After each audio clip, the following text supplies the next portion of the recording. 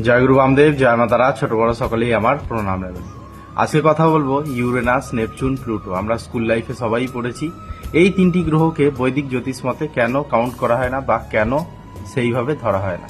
কারণ হচ্ছে প্রথমত সূর্য আর পৃথিবীর থেকে এরা প্রচুর দূরে থাকে।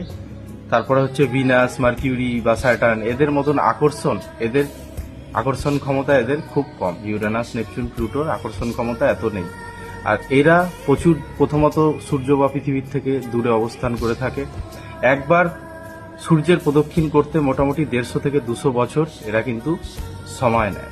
তো মানুষের সাধারণ জীবনযাপন লাইফস্টাইল যে এখন মোটামুটি 60 থেকে 80 বছরের মধ্যে মানুষ বাঁচে। এই সব কারণের জন্য ইউরেনাস, নেপচুন, প্লুটোকে বৈদিক জ্যোতিষ মতে সেই রকম কোনো গুরুত্ব দেওয়া হয়নি, কিন্তু ওয়েস্টার্ন অ্যাস্ট্রোলজিতে বিশেষ কিছু কারণের জন্য কিন্তু ইউরেনাস, নেপচুন, প্লুটোর ভালো গুরুত্ব আছে।